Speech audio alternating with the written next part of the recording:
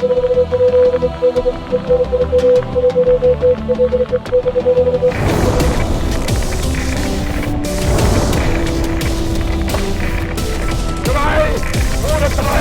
begangen sind, wird euer Terror Weltleisigkeit verwahren!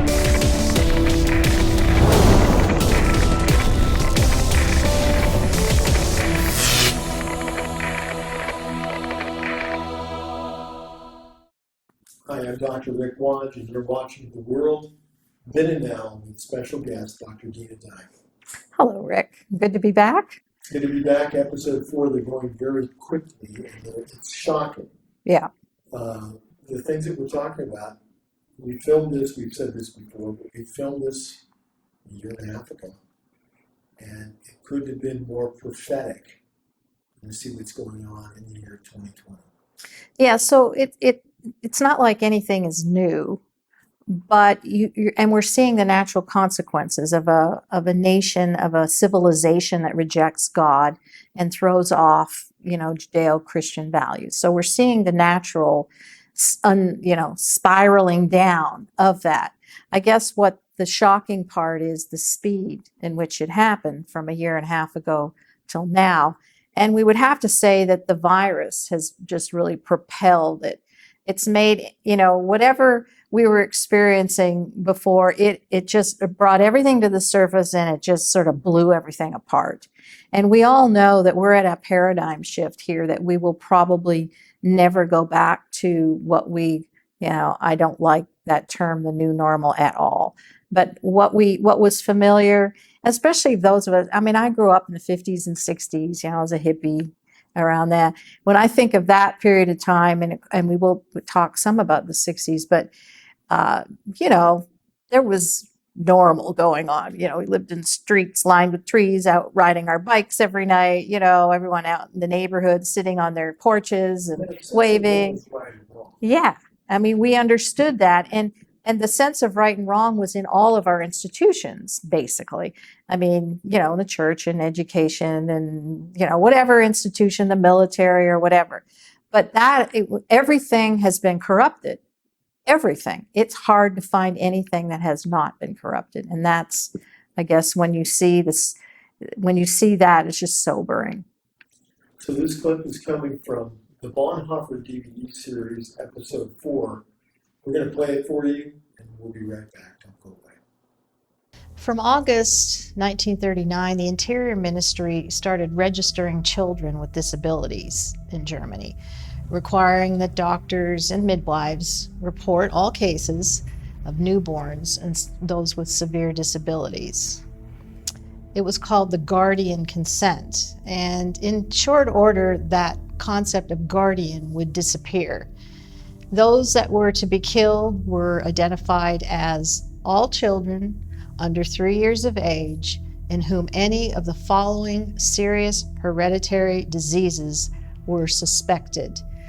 Idiocy is what they called it then, Down syndrome, any kind of malformation of any kind, especially a malformation of limbs, the head, the spiral column, and any type of paralysis, including what they called spastic conditions. The reports were assessed by a panel of medical experts, of whom 3 were required to give their approval before a child could be killed. And this was administered by a guy named Karl Brandt. He was a German physician. He was in the SS, and he was trained in surgery. He joined the Nazi Party about 1932, became the head of Hitler's chancellery. But it was his responsibility to administer what they called the Aktion T4 euthanasia program. Eventually, when he was arrested and tried, his defense was that the euthanasia and infanticide, it was legal under this particular act, the state T4 program. He was convicted, sentenced to death, and hung on June 2nd, 1948. And I asked myself, I don't know that there's a whole lot of difference between that and what we see coming out of the American Democrat Party and their seeming platform of infanticide. In some essence, what we've done today in our state, some of our blue states, is much more violent and severe than even the Nazi program, encouraging the murder/abortion of babies up until the moment of birth. In fact, I live in a state, New Mexico, and we have one of the worst abortion laws in the country. No parental notification. They tried to remove any sort of conscientious objector status, but you can literally abort a baby the minute before it's to be born. And then we're familiar now with babies being drowned in saline solution if there was some sort of botched abortion when it didn't go through. We literally are the late-term capital of abortion in the United States, where young women, old women fly in, they stay in hotels, the hotels transfer them back and forth between the clinics. I'm not sure I see the difference. But what was going on in Germany, any kind of suspected disabled infant, they were permitted to be murdered, and really for any reason. Well, it seems like the term that keeps coming up throughout the series is violence. Yes. And taking advantage of those who can't take care of themselves. Yeah, the vulnerable. Dealing with infanticide. Yeah. In Germany, and that was the context for episode 4. Right. How does that parallel what's going on today? I'm not I mean, we could be this could be a whole episode, in itself. Certainly we've seen this in the abortion laws that have been passed, and the sort of up to the minute. And really, we had the governor of Virginia saying, and infanticide, once a baby was born, it wasn't really an issue. It's just staggering.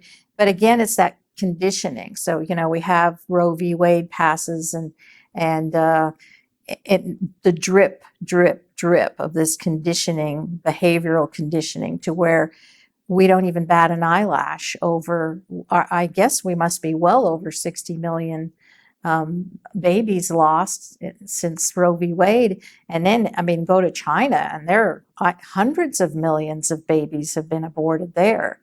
And the world just yawns, ho-hum, but a baby just, that stands in the way of what I want to do, what my life is all about. Again, that, that selfishness. And then we see that in the Black community. So in New York, there's more babies being aborted than there are being born. And it's staggering. Where's this heading? That, again, I'm not one of those visionary types. A culture cannot sustain itself. So, you look at China, what they've done there is become more authoritarian, more totalitarian. That's the response. Into a vacuum steps in authoritarianism. And so that's, I think we probably need to look at China to see where we're headed. And that's, It's not where we want to be. No. In a country that claims to be free. Yeah. Home of the free and the brave. What has happened to the courage of Americans? And are we removing that from the next generation? I know that one of the things I saw, sorry to interrupt you. No. One of the things I saw recently was some of the commanders in some of the armed forces talking about the lack of recruits they're having these days and the problem they're having finding young men and women who will step up and serve. I think that's part of it. Well, there's no question. I guess I have to say, in the course of this crisis that we're in, I guess I'm shocked by the lack of courage. I guess I thought that in the American DNA, you pull yourself up by your bootstraps, and we're patriots and we can overcome anything. And we defeated the British, the greatest army, military on planet Earth. And now we're all cowering in our homes, and if our governors have instituted quarantines, we just dutifully go along with, we're just going to stay home and we don't interact socially. And I guess that's, for me, been the biggest surprise of all. I guess I thought we had more going for us. I did too. And as a former pastor, one of the questions that I talked to you about this off camera, and here's the question. And not just for you to answer, but I do want you to answer this if you can, but also for you to think through this. Should your church be involved in politics? And I'm going to tell you, as a former pastor, that I didn't think we should be back when I was a young pastor. And that was absolutely wrong. Because we absolutely must be involved in politics. Because these are moral, ethical issues. I think too, Gnosticism plays a role in this. So you think about in the early church and coming on, I mean, we divided the spiritual world from the physical world, and the Gnostics that the physical world was bad, spiritual world good, and but that's not real. And so I think we've done the same thing. We've separated ourselves into two camps. We have the spiritual camp, and then we do that Sunday and Wednesday or whatever, and then we got the physical camp. And that has very much to do with feelings. Yeah. Well, there's no question. You can't leave that out. Well, that was a problem in the first century. Yeah.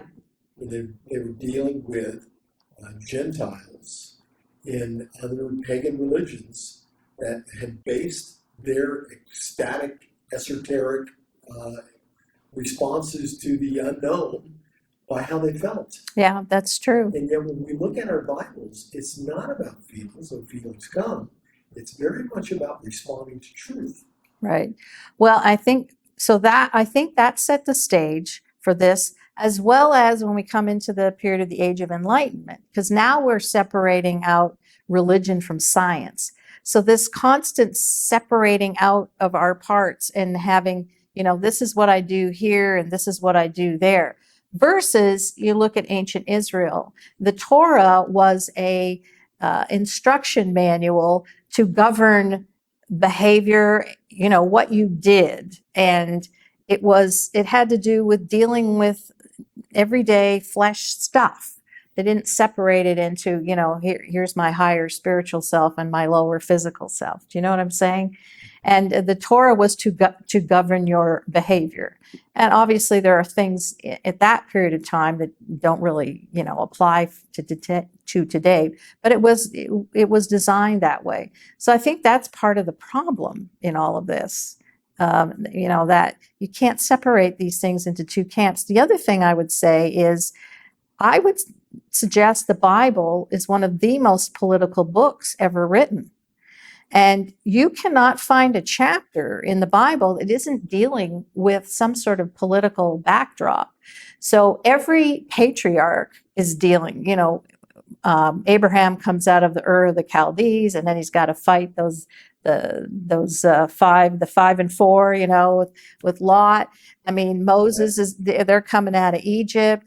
If you go through all the prophets, Isaiah, they're dealing with the Babylonians, the Assyrians.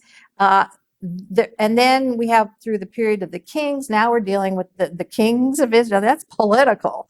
We're dealing with the kings of Israel, corrupt judges through the book of Judges.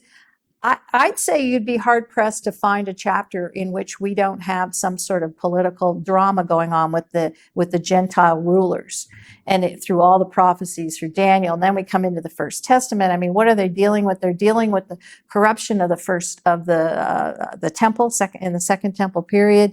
They're dealing with the corruption of King Herod and his dynasty, and they're dealing with Rome. Excuse me, but that's the environment we are dealing with. From Genesis to Revelation. Yes, very much so. And when we're looking at the culture of the Bible, we see that very different than what the Greeks were doing and the Romans were doing. But the Greeks specifically of being able to separate how you felt or how you lived from what you thought. And we don't see that in the Bible. We see you being condemned for not acting out what it is you in fact will. Well, look at the book of Proverbs. My goodness. I mean, that just encapsulates, the wisdom that you need and the way you need to walk to create an environment of order for your family and your community. Right. Understanding, but this is lifestyle. Yeah. And so somehow I'm going to throw out something else I was just thinking about before we go into our second clip. And that is the concept of you're not meeting my needs. We hear that all the time as pastors in the church. Right. That the church is there to meet your need as though there's nothing for you personally to be responsible for and do for others.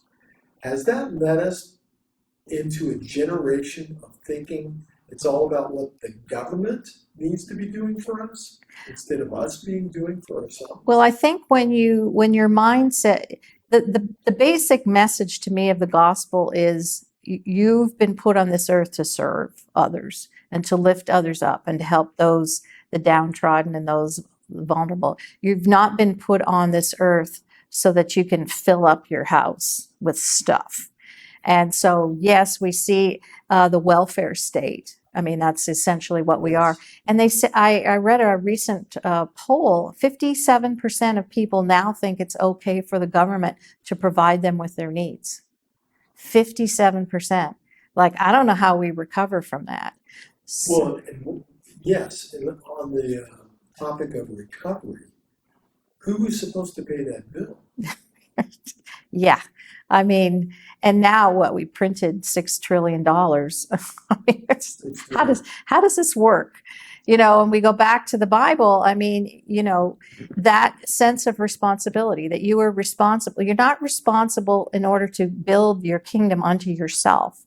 You take responsibility because you're supposed to go out and build the kingdom for others and help others, you know, in their lives. I mean, if we ever had that service mindset, we could turn this whole thing around. But when it, you know, we are probably the most narcissistic culture in human history. And it's, you know, it's all about me and my stuff. And we're seeing the results of that. Yeah.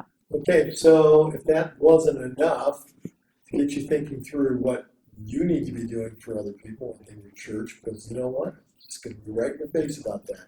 We have got to change this, friends. We've got to change our country, but it begins with changing us. I say that with love. We're going to go to the second clip, but maybe the most important we've looked at so far in these 4 episodes. Take a look. We'll be right back. In my mind, the Democrat Party has descended to the levels of the National Socialists, the Nazis. I don't see any difference. Abortion at all costs, for any reason, at any time, no matter what. Recently, a Georgia lawmaker, in opposition to the abortion ban that was passed in his state, said, some kids are unwanted, so you can kill them now or you can kill them later.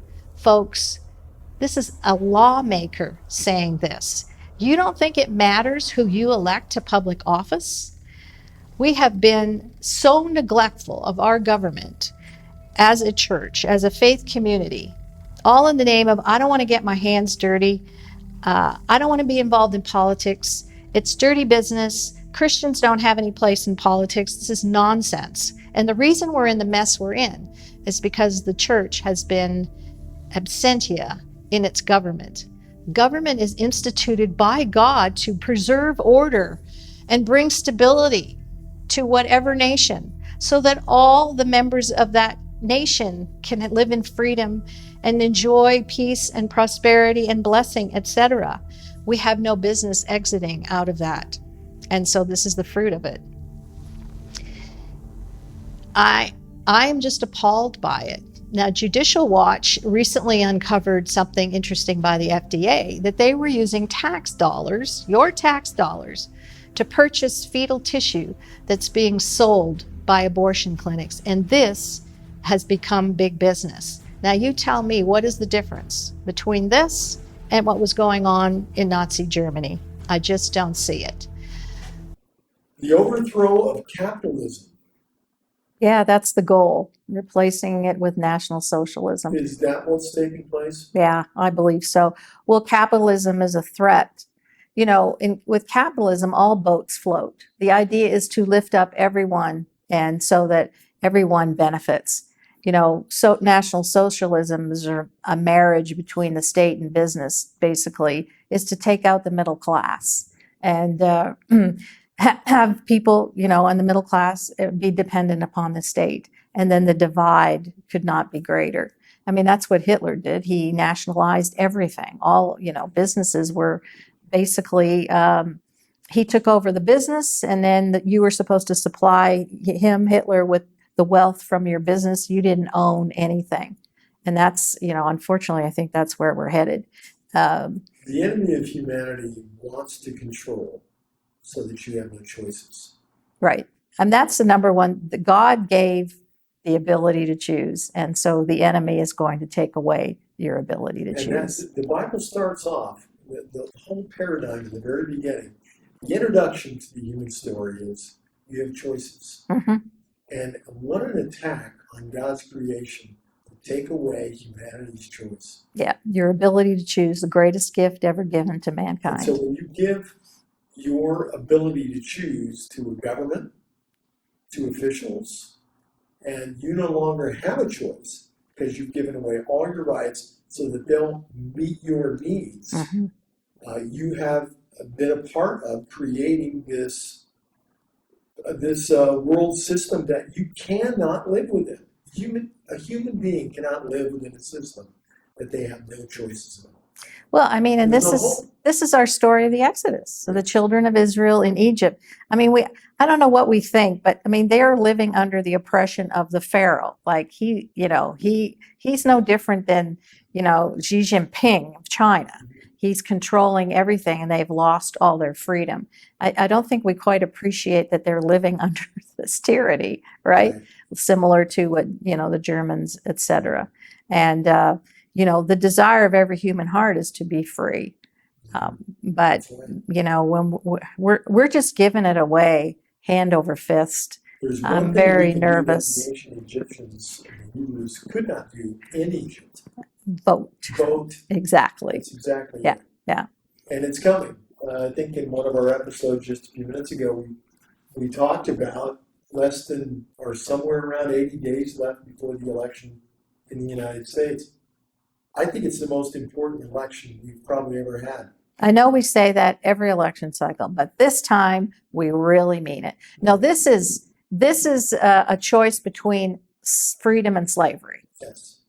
And this whole and this thrust for this Green New Deal thing. I mean, all the Green New Deal is a Marxist redistribution of wealth. That's No, all it is. No, I agree with you 100%. It is our opinion. Yeah, There are other opinions out there, but that I don't agree with. No. But I'm going to tell you my opinion is you cannot vote that direction and be a Bible believing person. Well, it's the same thing with we talked about at the top of the program, the whole the abortion thing, and we were talking about this before we went on camera. I mean, in Austin, they're promoting defund the police and taking the money that they're defunding the police and supporting Planned Parenthood and abortion. See, that Like makes no sense to me. It sounds like these are two of the same topics. Yeah, These are completely different subjects altogether. Yeah. But this is the nature of where we have landed. I mean, abortion is a god for, the left. Because it provides freedom for the irresponsible. Yeah. Well, and follow the money. I mean, what? So I was, one of the things that people may not be aware of, but there's a group, they're Muslims in China called the Uyghurs, and they are in concentration camps, essentially now. And the number one money-making thing is organ harvesting. Like next to sex trafficking, organ harvesting is huge business. And they harvest organs on people who are alive. And they have said, if you do it correctly, like I don't see how this is different than Nazi Germany, right? If you surgically do these organ harvesting correctly, you can make upwards of 500,000 on one person. I mean, it's staggering. And sometime in July, our government stopped a shipload of 13 tons of hair, right?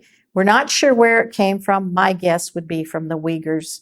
And I think it came through, I could be wrong, like Kazakhstan, Kyrgyzstan, one of the stands. But it came through there, and it probably came through China from there, so that we can make wonderful wigs here in America. Like, how is that different than in Germany with what they did with teeth, gold teeth and hair and glasses and everything else? So, I think we're worse in some ways. And one of the things I always say to myself is, imagine if Hitler would have had the technology that we have today. And we'll probably talk in another episode just about the surveillance state in China, what's going on there, and how they've infiltrated they have amassed information on every man, woman, and child on planet Earth. you know. It's all moving at a frightening direction, and that's why we have to elect people who value freedom over this. And it matters. We keep saying it matters who you vote for. Yes. I can't emphasize that enough. Now, right now we have a choice. I mean, we have a pro-life president, the only one to ever go to the March for Life in the history of our country and speak on behalf of the unborn. And then we have the most pro-abortion between Biden and Harris. So right now we can make a good decision. You know, forget about the tweets and all the other stuff. We can actually vote for life, because a day may come when your only choice is between two abortion candidates. And so we're very fortunate that we're not there. Yes, we are. This is a unique time in your life. It's a unique time in the life of America. This is a unique time that we cannot take for granted. Right now is the time to make the choice, to do the research. You figure out your own free person right now. Figure out what November is going to mean for you and your family in the future.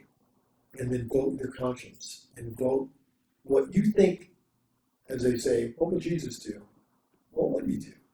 And think through that. And you make the decision that's right, not just for you, but for your neighbors, for your country, and for the world. We'll see you next time.